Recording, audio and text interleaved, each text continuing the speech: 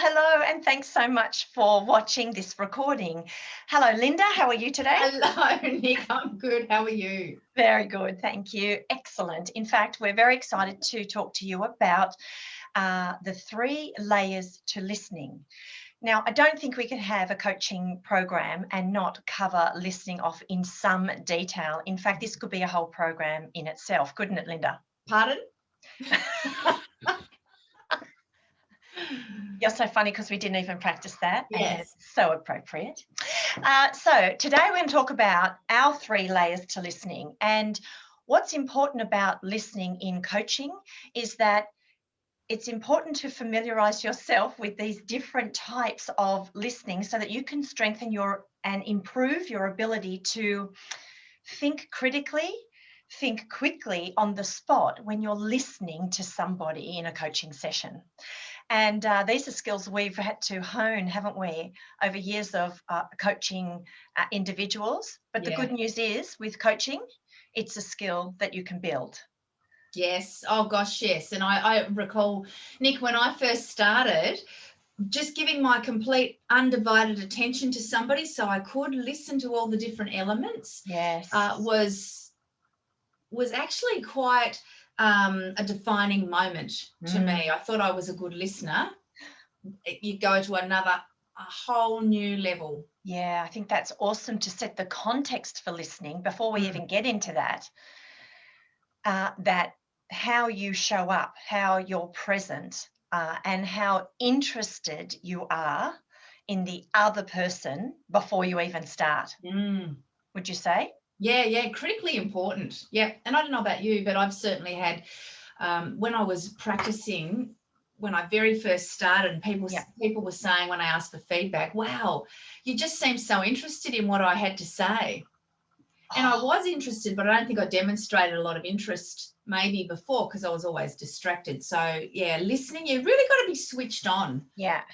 And again, I love that you would share that, because even someone's opinion, impression, perception that you listened to them, when the spotlight is on somebody, they really feel valued and respected. They deeply feel cared for, and it unlocks that vulnerability thing that you want to accelerate the whole coaching conversation anyway. Yeah. So in order to do that, so thinking again for the context for this conversation, you really got to get into what we call uptime or expanded awareness, which is almost turning yourself off the challenges. I mean, we all got stuff on, don't we? Turn that off and go deeply in on the other person, all about them. So I think that's cool, and it sets the mindset for this active, deep listening practice that we're going to share with you now. Terrific. So do you want to get the ball rolling? Now, we hope to do this by demonstrating it with a real example. We feel that that's the best way and the kindest way to do this for any audience. So yeah, nothing like demonstrating and then having a good old practice. Exactly. Yes. So let's start with our demonstration. Nick, I wonder if you could think of something that has occurred in your life. And as we talk about this, it doesn't really matter when you're practicing what it is. Because we really want to get whatever is on somebody's mind, understand what's happened over the last little while. In a work context, you probably want to bring it specifically to work, but for this exercise, let's just go with anything that comes to your mind. So have you got something that's happened in your life over the last over the last week or so that you would like to share? You could share it with me, and I could tell you, what I thought or what I heard. Okay, brilliant. So, yes. Ooh. So, I was on my way to basketball the other day, and I think the way this works, just to set context, is share a story for 2 minutes, something like that, that's on your mind. Cool. So I was on my way to basketball the other day. I think I'd actually just arrived, and I got a text from my son saying, "Mum, I need to talk to you tonight. I've got a big decision to make." And I just arrived, and I thought, oh, God, bugger. So I replied and said, "Mate, I'll get home as soon as I can. Love to be there." So played basketball, got home, and as I walked in, he was already sitting on the lounge with his dad. And I could tell he'd been emotional because his eyes were all red and watery. And I said, "Oh, looks like I've missed the conversation, but are you all good?" And he said, "Yep, I couldn't wait. So I chatted to Dad, and I'm leaving uni. I'm going to be a builder." And I thought, "Oh, that's great, mate. As long as you're happy with that, I'm happy with that. Sorry I couldn't be there." And so, yeah, that's kind of what happened. That was significant in my mind over the last week. Wowzers, Nick. What an amazing story to share. And there's so much in that story that I heard that I'd love to share back with you. All right. So what we're going to do right now is cover off the first of the 3 layers to listening. And what's the first one, Linda? So the first one is hearing what you actually said. Great. So you're going to recap to me, which would be an excellent exercise for others to do in practicing this, what was said. So what was said in my story? Ooh, this is testing my listening skills. So what I heard you actually say was that your son wanted to talk. Yep. You were just arrived at a basketball game. Yep. You knew there was a big decision there that he needed to make. Yep. And you would talk when you got home. Yep. By the time you got home, Max had already talked to his dad, and the decision that he'd made was that he was going to leave uni and he was going to become a builder. That's it. Beautiful. And I also heard that you said, "Well done, mate, on making that big decision." Yes. Yeah, because I thought that was that would have been tough for him. Anyway, beautifully recounted. I think everything that was important that I shared you covered off, which is cool. And so now, out of this sort of role play conversation and back to people watching, that's typically where people listen. They listen at that layer, that first level. What was said, I heard you say, and that is where we stay. But there's so much more to it, isn't there, Linda? Yeah, there absolutely is. And even at that level, Nick, going through those dot points, sometimes we can have a conversation and we realise that we haven't heard even what people have said. So that's where, as you say, you've got to be in uptime. You've got to be really switched on and listen to what is being said. Yeah. Because I don't think I even spent 2 minutes sharing that story, but there was a lot of information. And we already know that we distort, delete, and generalize information as we hear it. If we are not switched on, as you say, and focusing with intention, so much of that story would be lost. So guys, listening is listen for all the details, and anyone who's left-brained, they'll do this naturally very well. They'll hear the data, the information, the dates, the times, the numbers, the people's names. That comes easily. For our right-brain people, that's a little harder because you're looking for something else. Anyway, so now I'm going to ask you, without recounting the same story, because we've got the story. Yeah. In what I shared, what was unsaid? So what's the purpose of this, do you think, Linda? Well, the purpose of hearing what is unsaid, you can pick up so much from body language, from tone or an intonation on words, the visual on your face. So much that you can pick up. Yes. And that's a really important component when you're coaching somebody, because you don't want to just, you can process the facts, but what people won't tell you necessarily is what else is going on behind the I scene. love that. And we know this in emotional bids. So that comes from relationship and family therapy, that people are putting out information.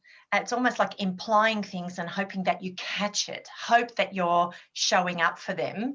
So these 3 layers helps understand what to catch, what to see, and what to listen for, even though it isn't said. Yes. So what was unsaid? Yes, well, let's get on to that before we go too far down the track and I forget. So what I was hearing that you didn't actually say, that you you were quite challenged because you were committed to this basketball game, and then your son called and wanted to talk, which means that he needed you to be there for him. Yes. So, yeah, so I hear that was kind of a little bit challenging. Yeah. Yeah, because like choosing between the two, if I could have, I'd already committed to basketball. I would have just turned around if it was anything else and gone, why put the kid through any delayed pain? Just go and have the conversation now. So, yeah, Yes, brilliant. What I also heard was that you didn't know what the conversation was going to be about. So, right, and that adds to the challenge because it could be anything. Oh, look, his girlfriend's family are looking to move almost out of state.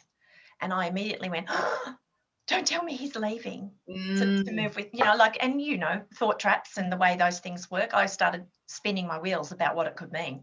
Yeah, totally. I also heard that Max needing your help is very important to you, a very important subject. You want to be there for him. Yeah. And right now, again, coming back to that challenge, where do I go? Because I'm committed both ways. Yeah. I heard that perhaps there wasn't enough urgency in his voice for you to just get the hell out and go straight home. Well, it was on a text.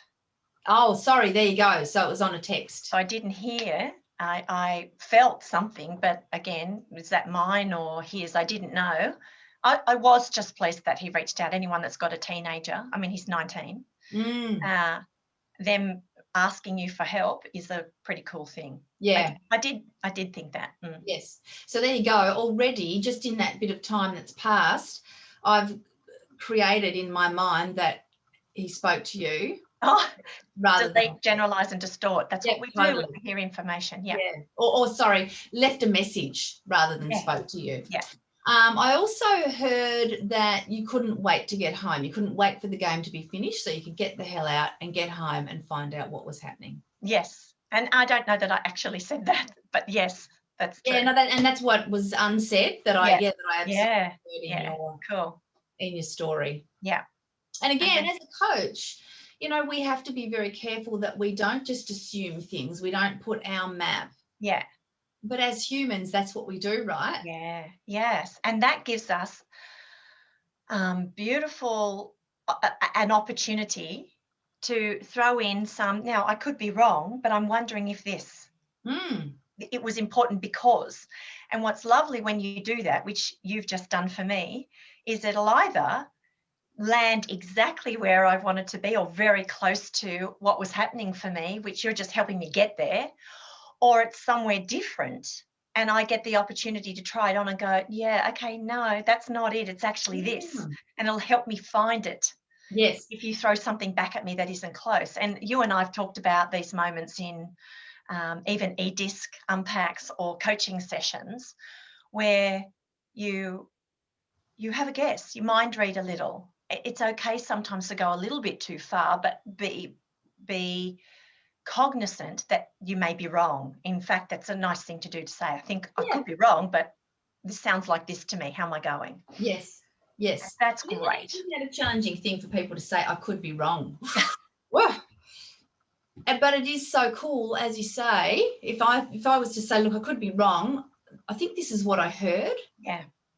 And then, and you go, no, it's not really that, but it's this. So, And it's because you did that I get to what it really is. Yeah. So I love that. And then any other, just once I got home, anything unsaid?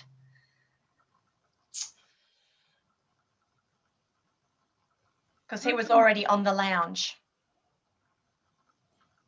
Yeah, I think the unsaid thing there was that you noticed that he'd been upset or emotional. Yeah. And that for you as a mum, that kind of tugs on the heartstrings, which probably leads into also the next bit. Okay, perfectly done. So let's do the next bit. So we've so far done what was said.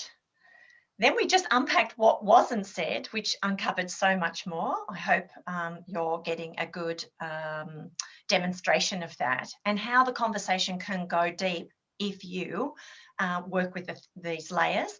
And so the next layer, Linda, is what were the emotions that underpinned the story that I shared. Yes. So what I picked up from that, the emotions were around feeling conflicted because you want to be there for your son. You're also committed to a basketball game. So there was that kind of bit of conflict going on. I picked up maybe a bit of anxious, nervous, oh my gosh, like I wonder what this is going to be about. I hope everything's okay. And, when you said later that, wow, this could have been that his girlfriend's family want to move interstate and he's going to go too. So I certainly picked up a bit of emotion in there when you were telling the story. Absolutely. There was a lot. Or anxiousness. Yeah. Curiosity. I definitely picked up curiosity. I wonder what this is going to be about. Because I had a few options going. Yeah. Oh, I did think it was about uni, but I went worst case. Because to me, leaving uni isn't worst case, funnily enough. Not at all. No. Not at all. Interesting, though, saying that you went worst case. Yep. I wonder if you'd have been out of basket, you would have said, I can't stay at basketball if you really went total worst case. Worst case. Look at you coaching me. Let me try that on. Great insight. I suppose I don't know because I didn't do it, but yeah. Well, I tell you what I was doing. I was reaching.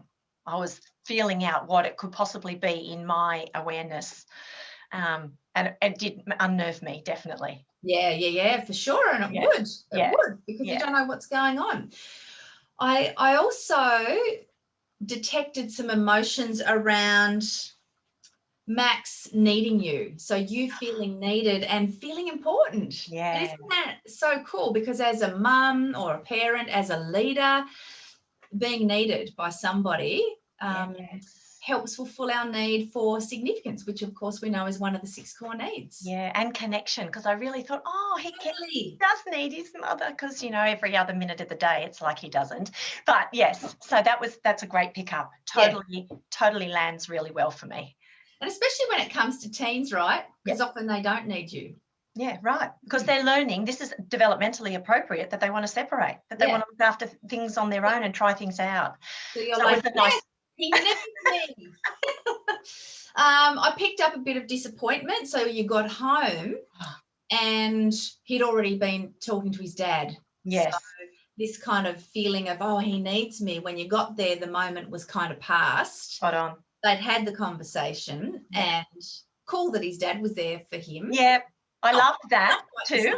Yeah, not quite the same. Yeah. I heard the empathy, that you had empathy, because you said, he looked like he'd been quite emotional. Yeah. And that's meaningful to you. There's certainly empathy there around what he considered to be a very big decision. Yes. And I also heard the last couple of things, relief for you that it was just uni. Yes. And he was leaving uni and he was going to work as a builder. So there was an element of relief there. And I also heard in an emotion that you were really pleased that he was able to make that decision. Yeah, absolutely. And the pleasing part of that, it's almost a bit of pride that he had self-direction. He knew that wasn't right for him, that going down that building pathway made him happy. So I was like, oh God, that's all I care about. Yeah. Brilliant job. Really well done. So wowzers, isn't that a lot? Like I don't know if it was even 2 minutes that you shared your story. I think it was 1 minute. Yes. So there's so much that we can pick up in a 1 or 2 minute conversation. Yeah. And as the more we coach as well, the easier it becomes just to know and understand and pick those things up, and it all starts to kind of meld into one thing, because breaking that down is actually quite challenging. Yes. When I think when you first do it, it's probably easier to break down. Yeah. Once you start becoming accustomed to coaching and hearing what's said and what's not said and picking up on emotions, it's kind of hard to separate. Yeah, and I think the importance of getting right to the third layer is emotions are expressions of what people value. Mm. So the fact that people come to you with a particular issue or story, if you get to the second and the third layer, rather than just the facts and the information, because that's not really going to take you anywhere. That's in the common arena. It's the other stuff that's going to help you understand why it's an issue, why things are important. When you understand the why, you've got so much more to work with than just the what. Yes. And I think as a leader who's showing up, leader as coach, to listen, to understand, to either remove roadblocks or develop potential in somebody, listening is one of the fast ways to accelerating growth, potential, performance, happiness, and great relationships in the workplace. Yeah, yeah. And it does give you, Nick, so much more to work with, because then when you're relaying stuff back to the person that you're coaching, yeah, you can, as you say, bring so much more into it, as in, I'm sensing that was very difficult for you. I'm sensing you were feeling conflicted. Yeah, 100%. And then again, listen. And sensing that, fill me in. How am I doing? How'd that sound? And what they get the opportunity to do is try it on, a bit like I did when Linda started asking me, as she does, epic questions. Is that true for me? And I'm like, I don't know. It feels more like. And every time you get it feels more like, or it's not that, it's more this, you've just helped somebody unlock a little bit more awareness. So listening, 1 minute we shared of content, and we've spent, I don't know how long already, in being able to discuss it and find the meaning that sits beneath it, which honestly, from my point of view, I just feel so understood from a simple share. And that's the type of connection I think that we would love to amplify in leadership more and more and more. Yeah. So I think that's a nice wrap up. Any last thoughts or comments, Linda? Yeah, well, just one last thought too was hearing you say you felt understood, the kind of stuff that builds so much trust in relationships, feeling really heard. Yes. So if that's one thing that we can all take away, that we really hear people and the other person feels very understood. Yes. Such a trusting space. Brilliant. Well, look, enjoy watching this. As always, feel free to comment, share your thoughts as you watched. What did you hear? Maybe reflect what your key takeaway was from this share, what you observed that you would like to do more of or less of. And of course, we look forward to the chance of reading your thoughts and hearing any questions that might remain. So from me to you, thank you, Linda. Yes, thank you, everyone. And thanks, Nick. Great share. And can't wait to share with everybody whatever we're going to share next. Brilliant. All right, guys. Space. Watch this space indeed. Bye.